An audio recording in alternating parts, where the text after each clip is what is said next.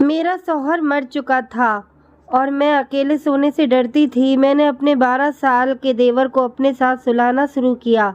एक रात मैंने देवर को आजमाने का सोचा, लेकिन वहाँ हाथ लगाते लगाते मेरी आंखें फटी की फटी रह गईं, क्योंकि देवर तो मेरी शादी वाले दिन, मेरा 12 साल का देवर, बहुत खुश था।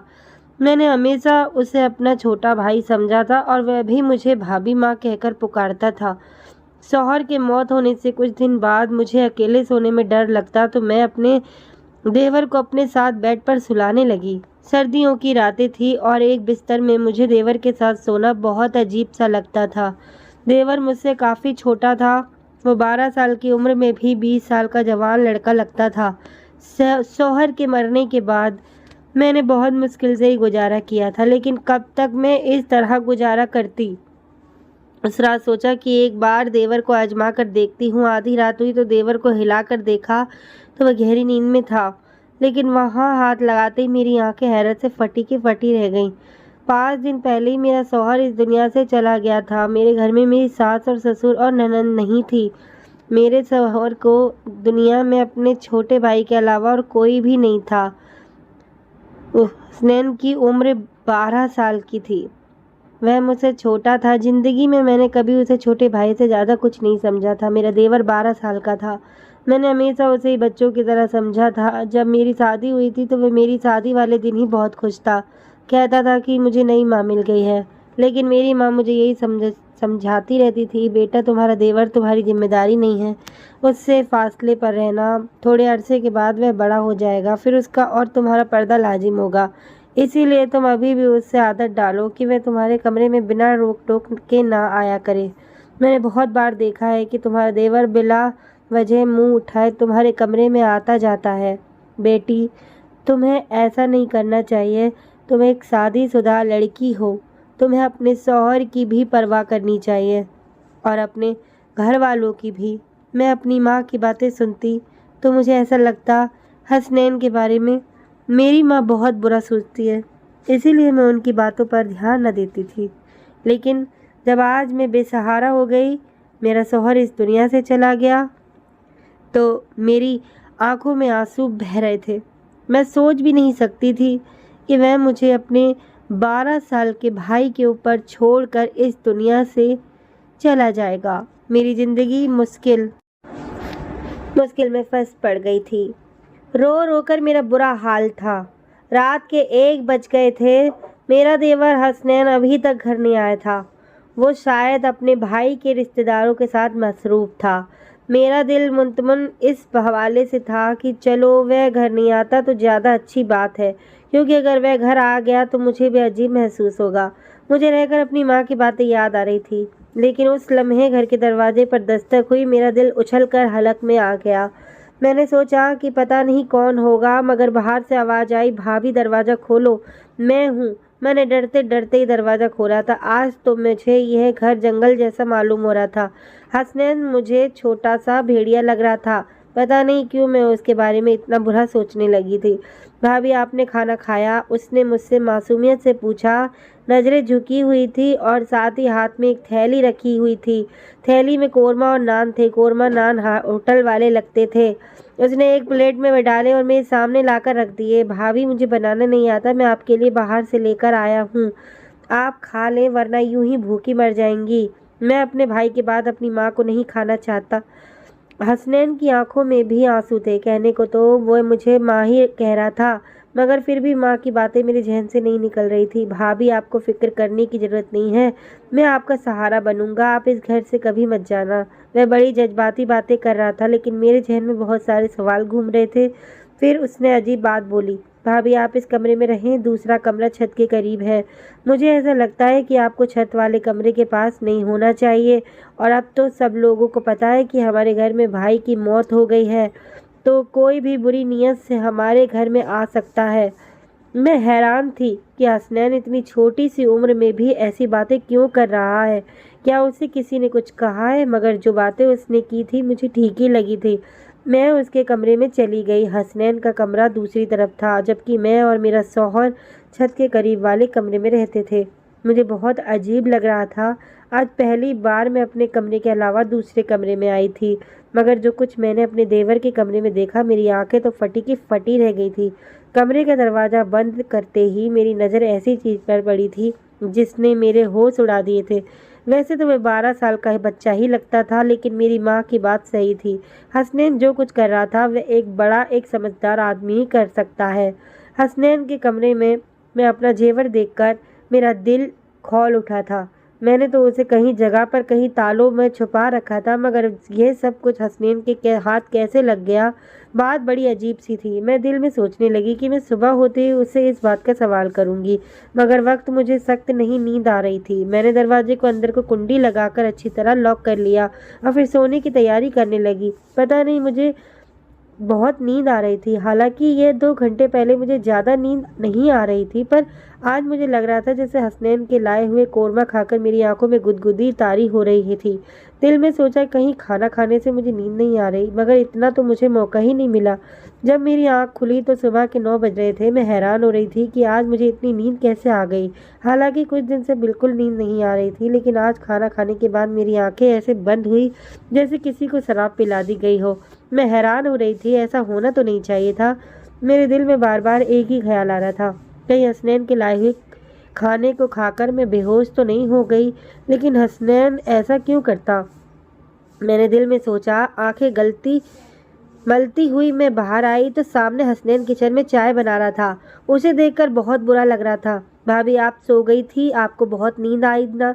उसने मेरी तरफ पुकारते हुए देखकर कहा था। मैंने उसे फीके लहजे में यही कहा, हाँ आज मुझे बहुत ज़्यादा नींद आई है।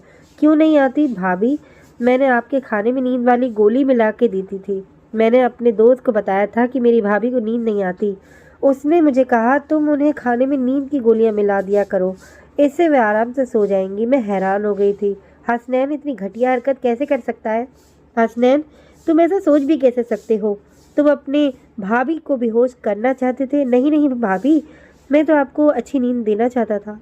अब आप अच्छी खासी तरोताज़ा लग रही हैं। ये लीजिए चाय पीजिए। उसने चाय मेरे सामने रखी तो मैं शौक में पड़ गई। तुमने इसमें भी कुछ मिलाया तो नहीं है? अल्लाह की कसम भाभी, वो तो मैंने आपकी नींद के लिए, आपके सुकून के लिए गोलियां मिलाई थी। आप कहती है ना, ये चाय मैं आपके सामने खुद पी लेता हूँ, बल्कि हम आधी आधी पी लेते हैं। उसने उस गिलास के होंठ भरते हुए मुझे दिखाया तो मैं यकीन कर बैठी। मैंने कहा कि ठीक है, मुझे माफ़ कर दो, मैं तुम्हारे बारे में शकी हो जाती हूँ। मैं हसनैन का चेहरा देखती तो उसने मासूमियत पर मुझे यकीन आ जाता था, क्योंकि वाकई उसके चेहरे पर बहुत ज़्यादा मासूमियत और शराफत थी। मैंने आज उसे कुछ नहीं कहा था। जानना चाहती थी कि वह आगे क्या कहेगा, क्योंकि जो कुछ मैं उसके कमरे में देख कर आई थी उसकी तो कोई माफ़ी नहीं थी। थोड़ी देर बाद उसने खुद ही मुंह खोल लिया। भाभी, मैं आपके जेवर बेचना चाहता हूँ। मेरा एक बहुत ही जानने वाला एक ईमानदार अंकल हैं, वह हमारे जेवर बेचकर हमें बहुत सारे पैसे देंगे। हम उन पैसों से ये मकान खरीद लेंगे। इस किराए के मकान में हम कब तक रहेंगे? मालिक मकान तो परसों किराया लेने आ जाएगा। हमारे पास तो पैसे ही नहीं हैं। हसनैन की बात सुनकर मैं हैरान हो गई थी। अभी तक ऐसा तो मैंने सोचा भी नहीं था, फिर वह कैसे सोच सकता था? बात बड़ी अजीब थी। मैंने कहा, हसनैन तुम्हें ये ख्याल कैसे आया कि हम एक नया घर बनाएं? भाभी, मुझे आगे शादी भी करनी है, हमें सारी ज़िंदगी एक साथ रहना है। हमारे पास एक नया घर होना चाहिए, और किराए के घरों में तो सिर्फ इंसान जलील और रुसवा होता है। हसनैन की बात ठीक थी, इसलिए मैंने उसे जेवर वाले मामले में कुछ नहीं कहा। लेकिन मुझे डर था कि वह जेवर बेचकर हमारे पास अगर पैसे ना आए तो क्या होगा। मैं एक बेवा औरत थी, मेरा देवर 12 साल का था, तो ऐसे में कोई भी हमें आराम से आसानी से धोखा दे सकता था। मैंने सोचा कि उस बारे में मैं किसी से मशवरा कर लूँ। मैं अपने मायके वालों से कहती हूँ, वह मेरी मदद कर देंगे। हसनैन तो छोटा बच्चा था, जबकि इस बात पर मुझे अभी तक गुस्सा था कि उसने मेरे कमरे के इतने सारे ताले तोड़कर वो जेवर निकाले कैसे, जबकि ताले टूटे हुए भी नहीं थे। उस जेवर के बारे में मैंने हसनैन को बताया भी नहीं था। मुझे हसनैन पर गुस्सा आ रहा था, लेकिन वह जो भी करता, आखिर मैं उसकी ऐसी बात करता कि मैं मुतमिन हो जाती। मैंने अपने मायके वालों से कहा कि मुझे ये जेवर बेचकर घर खरीदना है। उन्होंने मुझसे कहा कि नहीं, घर लेने की ज़रूरत नहीं है, तुम अब बेवा हो, तुम्हें अब हमारे घर आना होगा। पर मैं उनके घर नहीं जा सकती थी। मैं जानती थी कि मेरे भाई अपनी बीवियों के गुलाम हैं। वह अपनी बेवा बहन को कभी भी सहारा नहीं देंगे। ज़िंदगी भर इंसान उनके सहारे तो नहीं रह सकती। अभी अच्छा मौका का था। मैं अपना जेवर बेचकर एक घर खरीद सकती थी। मेरे शौहर ने अपनी ज़िंदगी में मेरे लिए काफ़ी सारा जेवर बनाया था, मगर अपने भाइयों की नीयत देखकर मैंने वहाँ जेवर देने का इरादा तुर्क कर दिया। अब मैं हसनैन के सहारे ही चल रही थी। मैंने कहा, हसनैन, तुम चाहो तो वह जेवर बेच दे। मैं अपने मायके वालों और उनके रवैयों से मायूस हो गई। हसनैन ने अपने उन्हीं अंकल को वो जेवर जाकर दे दिया और 2 दिन के बाद हम एक बहुत मुनासिब जगह पर घर ढूंढकर घर की चाबी और घर के कागजात उन्होंने हसनैन के हवाले कर दिए। मैं तो इस सारे अमल पर हैरान रह गई थी कि 2 दिन में इतनी जल्दी घर हमें कैसे मिल सकता है, जबकि लोगों को काफ़ी सारा काम भी करना पड़ता है। घर का इंतकाल, घर के कागजात, बहुत सारी ऐसी चीज़ें होती हैं जिन पर इंसान को मेहनत करनी पड़ती है, वक्त लगाना पड़ता है। जब हसनैन ने कागजात लाकर मेरे हाथ में रखे तो मैं हैरान रह गई थी। वो तो 12 साल का था, मगर उसकी सोच बड़ों वाली थी। फिर उसने अजीब सी बात कही। कहने लगा कि भाभी, हम सारा घर साफ कर लेंगे, तो आपसे ज़रूरी बात करनी है। आज हसनैन की नज़रें तो अजीब सी लग रही थी। उसकी नज़रों में कोई अजीब सी बेचैनी थी, जिसे देखकर मैं समझ नहीं पा रही थी कि वह मुझसे क्या कहना चाहता है। उस वक्त मैं जल्दी में थी। हमने घर में सारा सामान रख दिया। अब हमें आगे की फ़िक्र थी कि हमारा खाना पीना और राशन कहाँ से होगा, जबकि मैंने तो कभी ज़िंदगी में बाहर जाकर कोई नौकरी भी नहीं की थी। फिर हसनैन कह रहा था कि उसे मुझे कोई ज़रूरी बात करनी है। पता नहीं उसे मुझसे क्या बात करनी होगी। मेरे जहन में बहुत सारे सवाल थे, पर मैं फ़िलहाल चुप रहना चाहती थी। शाम को मैंने सारा सामान अपनी जगह पर रख दिया था। वैसे भी हमारा सामान कम ही था, ज़्यादा माल और दौलत तो नहीं थी जिसे हम लिए फिर रहे थे। मैंने सारा काम करने के बाद अच्छा सा खाना बनाया। मैं हसनैन का इंतज़ार कर रही थी, क्योंकि वह इस घर का हिस्सा था और मैं नहीं चाहती थी कि वह बाहर जाकर गंदा खाना खाए। मैंने उसके लिए खाना बहुत मेहनत से बनाया था, बिल्कुल वैसे ही जैसे अपने शौहर की पसंद का बनाया करती थी। हर किस्म के लाड प्यार और नखरे उठाती थी। बहुत सारा खाना बनाने के बाद मैंने टेबल पर रख दिया और हसनैन के आने का इंतज़ार करने लगी, मगर आज वह घर नहीं आया। मुझे बहुत अजीब सा लगा। उस वक्त घर होना चाहिए था, जबकि रात के 11 बज रहे थे। भाई की मौत से पहले तो वह शाम को तकरीबन 5 बजे घर आ जाता था और उसके बाद कभी घर से बाहर नहीं निकलता था। हम लोग जब बाहर गोलगप्पे खाने जाते तो वह हमारे साथ ज़रूर जाता, लेकिन अकेला तो कभी घर से बाहर नहीं गया। मुझे डर लग रहा था। मैं उसका इंतज़ार करने लगी, यहाँ तक कि रात के 12 बज गए। 12 बजे उसने दरवाजे पर दस्तक दी। मैंने गुस्से से दरवाज़ा खोला तो उस पर बरस पड़ी। कहाँ चली गई थी तुम? हसनैन, तुम्हें शर्म नहीं आती? मैं तुम्हारी बेवा भाभी तुम्हारा इंतज़ार कर रही थी। मैंने तुम्हारे लिए खाना बनाया और तुम हो कि अपने भाई के जाते ही आवारागर्दियाँ करने लगे हो। आखिर ऐसी कौन सी मुसीबत थी जो तुम घर में नहीं हल कर सकते थे? तुम्हें बाहर जाना पड़ता है। तुम्हारे दोस्त को इधर ही बुला लिया करो। भाभी, मैं ऐसा नहीं कर सकता। उसने नज़र उठाकर मुझे ऐसे गुस्से से देखा कि मैं डर गई थी, मगर वह तो एक बच्चा ही था। मैंने दिल में सोचा, मैं इसे डरा धमका तो सकती हूँ। मैं यही हाल करके उससे बात कर रही थी कि वह मुझ पर चिल्ला उठा। भाभी, बस कर दें, मुझे अब आपकी कोई बात नहीं सुननी, और जो आपने खाना पकाया है वह आप खुद खा लो। ये कहकर वह अपने कमरे की तरफ चला गया। उस वक्त वह किसी 30 साल के मर्द की तरह गुस्सा कर रहा था। मुझे उस पर बहुत अफसोस हो रहा था। वह गुस्से में था, कोई बात उसके पीछे ज़रूर होगी। मैंने यही सोचकर उसके कमरे में जाकर दस्तक दी। उसने दरवाज़ा खोला, मुझे अजीब सी नज़रों से देखकर बोला, एक बात कहूँ भाभी, आप मुझसे शादी कर लें, वरना आप काफिर हो जाएंगी। उसकी बात सुनकर मेरी आंखें फटी की फटी रह गई थी। तुम ऐसा सोच भी कैसे सकते हो कि मैं तुमसे शादी करूँगी? कहाँ गया तुम्हारा माँ वाला प्यार? तुम तो मुझे सुबह शाम माँ कहते हो। अब क्या हो गया?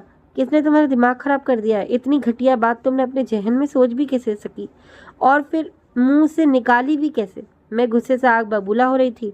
मैं बिल्कुल उसी तरह बिना किसी शर्मिंदगी के मेरे सामने हाथ बांधे खड़ा मुझे टकटक की नज़रों से देख रहा था।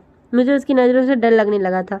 एकदम बोलते चुप हो गई, वहीं से वापस मुड़ी और अपने कमरे में आकर बैठ गई। मैंने कमरे का दरवाज़ा अच्छी तरह से बंद कर लिया था। मेरा दिल ज़ोर ज़ोर से धड़क रहा था। मैं सोच भी नहीं सकती थी कि हसनैन ऐसा निकलेगा और इस किस्म की बातें मुझसे करेगा। मैंने तो उसे हमेशा अपने बच्चों की तरह समझा था। अभी मेरी औलाद पैदा नहीं हुई थी, लेकिन फिर भी हसनैन के बारे में मेरे शौहर ने भी मुझे यही कहा था, तुम्हें हमेशा उसे अपनी औलाद की तरह समझकर पालना है। उसकी माँ नहीं है, बाप नहीं है, अब तुम ही उसका सब कुछ हो। हसनैन की इन बातों से मुझे बहुत तकलीफ हुई थी। मैंने सोचा था कि आज के बाद मैं हसनैन से कोई बात नहीं करूँगी। कानूनन ये घर मेरे नाम था। मैं इस घर में खुद अकेली भी रह सकती हूँ, पर हसनैन ने दोबारा ऐसी हरकत की तो मैं उसे घर से ज़रूर निकाल दूँगी। ये घर तो मेरे शौहर के पैसों का था। और मेरे नाम पर था, लेकिन हसनैन इसमें रहने का हक नहीं रखता था। अगर वह अपनी भाभी को इज्जत नहीं दे सकता तो जो उसने देनी चाहिए थी। मेरी खामोशी गुस्से में बदल गई। सुबह उठते ही मैंने हसनैन के कमरे का दरवाज़ा ज़ोर ज़ोर से पीटना शुरू कर दिया। फिर मुझे एहसास हुआ कि उसके कमरे का दरवाज़ा तो अंदर से बंद नहीं था। मैंने जब बाहर से दरवाज़ा खोला तो आगे से कमरा खाली था। कमरे में कुछ भी नहीं था। हसनैन कहाँ गया? मैं दिल में सोचने लगी। मेरा दिल गुस्से से पागल हो रहा था। मैंने बाहर वाले दरवाजे पर नज़र डाली तो दरवाज़ा बाहर से बंद था। इसका मतलब हसनैन मुझे घर में कैद कर गया है। मैंने दिल में सोचा तो मुझे उससे नफरत होने लगी। इतना सा है, उम्र भी 12 साल है, हरकतें देखो। मैंने यही सोचकर अपने मायके जाने का फैसला कर लिया, लेकिन फिर याद आया कि मैं तो इद्दत में हूँ। यूँ बार बार घर से निकलना अच्छी बात नहीं है। बस यही सोचकर मैं बेबस होकर बैठ गई। शौहर की मौत को 3 महीने हो चुके थे। इन 3 महीनों में हसनैन कितना बदल गया था। मैं दिल में सोचने लगी, खुदा मुझे औलाद देता तो उस वक्त हसनैन के सहारे ना होती। मगर अब मैं कैसे क्या कहूँ? मेरा तो उससे कोई रिश्ता भी नहीं है। जिस शख्स की वजह से रिश्ता था वो इस दुनिया में चला गया। आज मैंने सोच लिया था कि हसनैन आएगा तो मैं उसे साफ साफ कहूँगी कि वो इस घर में नहीं रह सकता। रात के तकरीबन 9 बजे थे कि मेरे घर के दरवाजे में जोर जोर से दस्तक होने लगी। मैं तो यही सोच रही थी कि बाहर हसनैन होगा, पर जब मैंने दरवाज़ा खोला तो सामने 4 आदमी खड़े थे। ये आदमी बहुत अजीब गुस्से में लग रहे थे। उनके चेहरे पर दाढ़ियाँ थी, लगता था जैसे ज़मीन के ठेकेदार थे। उन्होंने जो बात मुझसे कही थी सिर्फ बहुत हैरान कर देने वाली नहीं थी, बल्कि मुझे दुखी कर देने वाली थी। उन लोगों ने कहा, बेबी तुम यहाँ अकेली रहती हो? मैंने कहा, जी मैं यहाँ अकेली रहती हूँ। वो लोग बोले, ये औरत और इसका देवर भी उसके साथ ही रहता है, अभी भी घर में ही होगा।